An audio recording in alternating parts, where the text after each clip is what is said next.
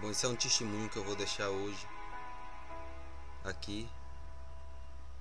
Eu queria dizer que eu não quero quebrar a fé de ninguém e nem escandalizar ninguém, mas sim, eu preciso dar o meu testemunho da minha vida, porque foi o que eu passei. Bom, eu quero dizer que eu fui um pastor da Igreja Mundial, e pelo que eu estou vendo hoje, é o que eu pensava de antes, né? É o que eu falava com as pessoas ali, por onde eu passei, pela região de Itabuna, pela região de Guanambi, que foi de onde eu fui retirado, fui levado para Guanambi. Quando eu saí de Itamaraty, eu pensei que eu estava saindo de uma luta e eu ia para o melhor, mas quando eu cheguei em Guanambi, eu encontrei uma batalha muito grande.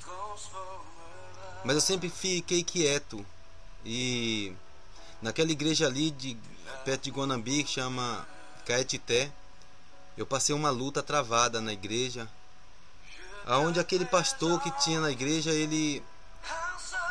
eu abri a igreja todo dia, irmão, e eu cuidava das pessoas ali. Eu vi muita gente ficar curado, mas a cura, quem deu, foi Deus, não foi eu. Foi Deus quem deu a cura e a fé dessa pessoa que curou. Não pense que você vai para essa igreja que Deus vai te curar porque você está indo para essa igreja ou está indo buscar o apóstolo ou outras pessoas lá dentro. Mas eu te digo que a sua fé é quem vai te curar, porque não adianta você ir para a igreja sem fé. Bom, eu nessa igreja, eu passei por muitas humilhações, mas eu tive um Deus muito grande no meu coração que eu consegui vencer. Eu fui impedido de entrar em casa de pessoas para poder ajudar a que ela tivesse uma fé maior. Eu fui impedido pelo aquele pastor que vivia comigo a entrar lá, porque ele dizia para mim que se eu fosse lá, eu estaria quebrando a regra da igreja. E mesmo assim eu ia escondido e eu via pessoas mudarem. Eu tenho um testemunho aqui de pessoas que mudaram, muita gente. Então, passei uma prova naquela igreja, eu tinha que tomar banho com aqueles copinhos de água, aqueles copinhos que as crianças tomam café na escola, suco, aqueles copinhos coloridos. Era um balde de água para tomar banho em cima da hora, porque eu não tinha tempo, eu tinha que orar, eu tinha que buscar pelas pessoas. E mesmo assim eu era preso, eu não podia fazer nada, e eu obedeci. E daí eu comecei a buscar fazer investigação maior. Por que aquilo estava acontecendo comigo? Se Deus era comigo, por que eu estava passando pelaquilo? Eu não entendia. Era muito sofrimento. Eu dormia na igreja, no altar da igreja. Eu não tomava café. Embora eu fazia jejum às vezes, porque eu falava: Deus, eu vou fazer um jejum para que o Senhor venha me abençoar, para que o Senhor venha mudar meu cativeiro. Porque eu pensava que ali eu estava sendo feliz. E vi que não era nada daquilo. Mas Deus estava no meu coração, eu era forte. E nas orações Deus enviou muita gente para me ajudar, para me dar comida, para fazer por mim. Eu vi isso acontecer. E vi a perseguição em cima daquele outro pastor, né, que estava comigo, estourar. E o pastor regional me retirou de lá e me levou para a regional. Eu pensei que ainda estava indo para um lugar melhor. Mas quando eu cheguei na regional, eu encontrei-me com uma batalha muito grande. Ali uma família me ajudava naquele lugar. E queria dizer como é que a igreja começou a funcionar na minha mão. Eles me enviavam para várias igrejas naquela região. Ali eles me disseram que eu era o segundo deles, né? Eu vim a ser o segundo da região, o pastor segundo da região, que comandava a região. Mas isso só pra minha cabeça, isso só enrolada, só mentiras e mais mentiras. Isso não era verdade. E eu fazia as coisas porque Deus existia, estava comigo. Eu acreditava que eu era aquilo e eu cuidava muito das pessoas. A igreja na minha mão funcionava dessa forma. Eu tinha que chegar na igreja. Eles diziam para mim que eu tinha que chegar na igreja e que eu tinha que passar o envelope e que eu tinha que fazer as pessoas acreditarem em mim, acreditarem pela palavra de Deus, acreditarem em mim, para que ela pudesse dar o dinheiro, dar aquele valor que a gente pedia. E eu falava para o pastor que sim, que eu ia fazer aquilo, mas quando eu chegava nas igrejas, eu não fazia aquilo. Eu falava para as pessoas completamente o contrário. Eu falava para elas que não era assim que tinha que ser. Que Deus, Ele não abençoa ninguém porque você está pagando um dinheiro. Deus não te abençoa porque você está levando seu dinheiro, está vendendo as suas coisas para que Deus venha te dar uma bênção. Não, Deus, Ele te abençoa pela tua fé. Ele te abençoa porque você é bom, porque você faz coisas boas. Deus é isso. Deus, Ele não te pede dinheiro para dar a bênção dele, não, irmão.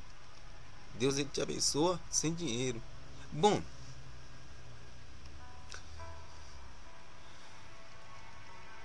ali eu vi a minha vida se tornar mais difícil, mas eu também via Deus agir. Deus existe. Foi quando eu descobri muitas mentiras dentro da igreja. Mentira de bispos, pastores, chaves.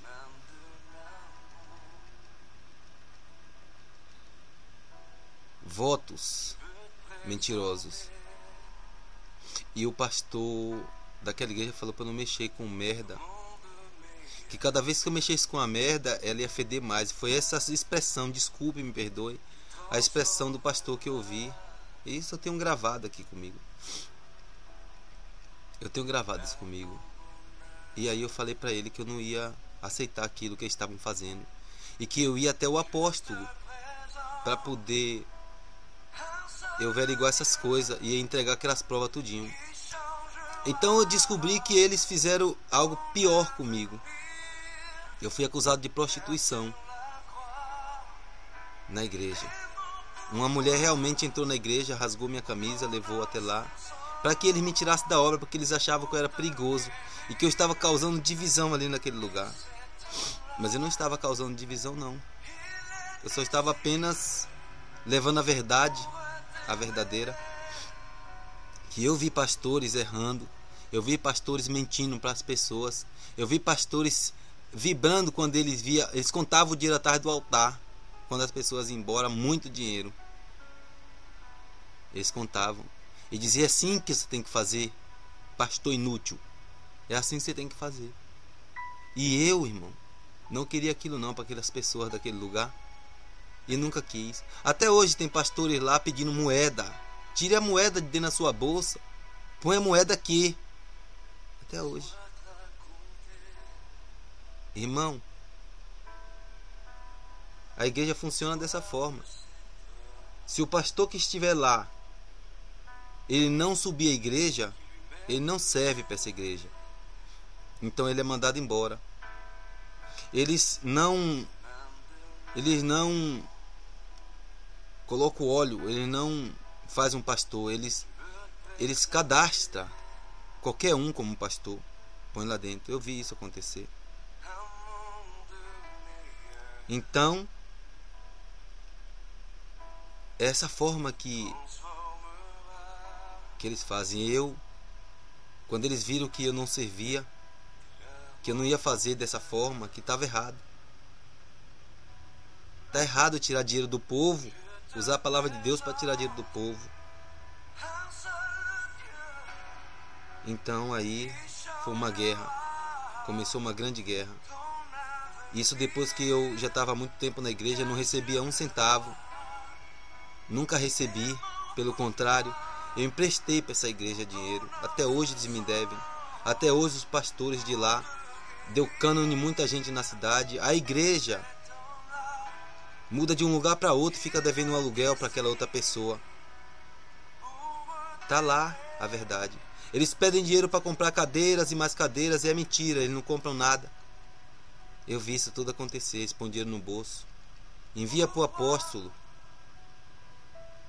É isso que eles fazem. Eu fui no apóstolo com todas as investigações, com todas as provas, para entregar o apóstolo. Eu não sei quem é o apóstolo, eu não posso dizer isso dele, mas o bispo Josivaldo pegou na minha mão todas as provas. O bispo Cristiano me atendeu, mas ele não deu jeito em nada. Ele falou que ia mudar os pastores, e os pastores continuam lá.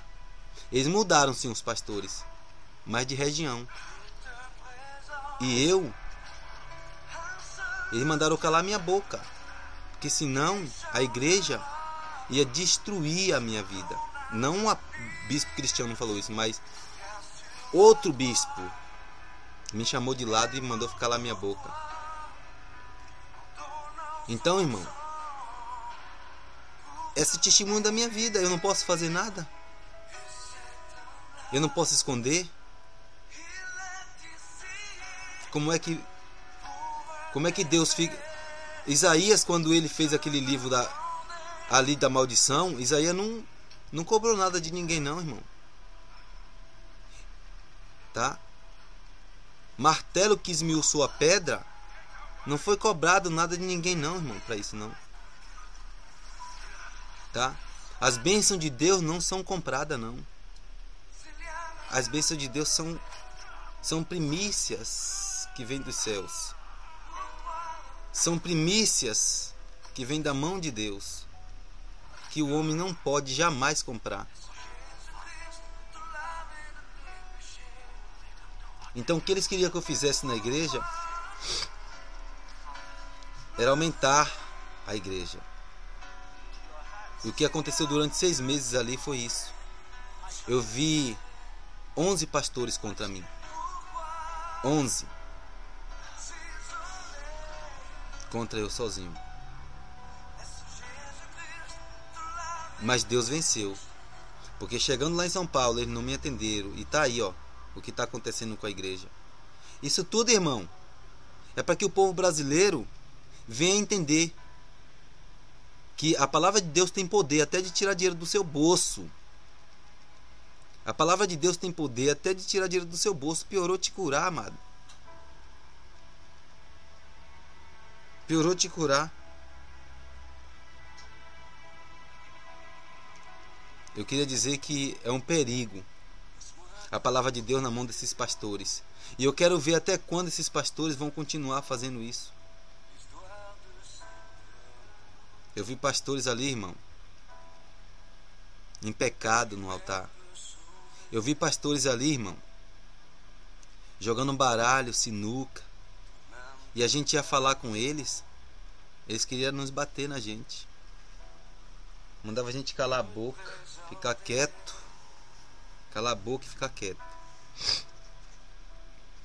A palavra de Deus fala assim, ó: ao que vencer, ao vencedor, que guardar até o fim as minhas obras, eu lhe darei autoridade sobre as nações.